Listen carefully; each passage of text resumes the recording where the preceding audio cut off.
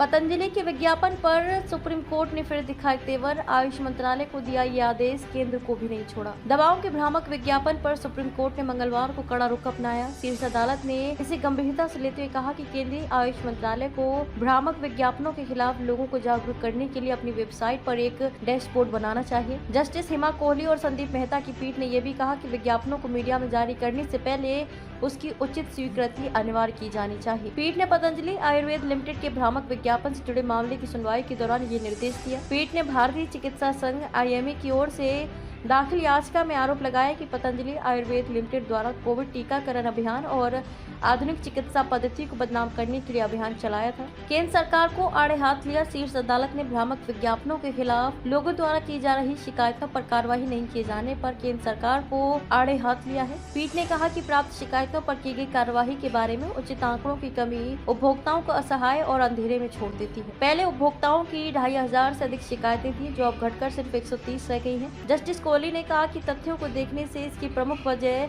इस तरह की शिकायतों से निपटने के लिए समुचित शिकायत निवारण तंत्र का प्रचार प्रसार नहीं किया जाना मालूम होता है। आयुष मंत्रालय 2 सप्ताह में हलफनामा दे। पीठ ने कहा कि ये आंकड़े औषधि एवं प्रसाधन सामग्री अधिनियम के तहत अभियोजन के मुद्दे सुलझाने में भी मदद कर सकता है। इससे पहले पीठ को बताया कि कई राज्यों में भ्रामक विज्ञापनों से संबंधित कई शिकायतें दूसरे राज्यों को भेज दी गई थी, क्योंकि उन उत्पादों का निर्माण करने वाली कंपनियां वहीं स्थित थी। पीठ ने इस बारे में केंद्रीय आयुष मंत्रालय को 2 सप्ताह में हलफनामा दाखिल करने का आदेश दिया है। 14 उत्पादों के बारे में 2 सप्ताह में निर्णय ले राज्य सरकार। सुप्रीम कोर्ट ने उत्तराखंड सरकार को पतंजलि व दिव्य फार्मेसी के 14 उत्पादों के बारे में 2 सप्ताह में निर्णय लेने का आदेश दिया। उत्तराखंड राज्य लाइसेंसिंग प्राधिकरण (SLA) ने 15 अप्रैल को पतंजलि आयुर्वेद लिमिटेड और दिव्य फार्मेसी के 14 उत्पादों के विनिर्माण लाइसेंस निलंबित कर दिए थे। हालांकि बाद में उच्च स्तरीय समिति की जाँच रिपोर्ट के बाद निलंबन आदेश 1 जुलाई को रद्द कर दिया। सुप्रीम कोर्ट में मंगलवार को सुनवाई के दौरान याचिकाकर्ता IMA ने निलंबन आदेश रद्द की जानकारी पीठ को दी। इसके बाद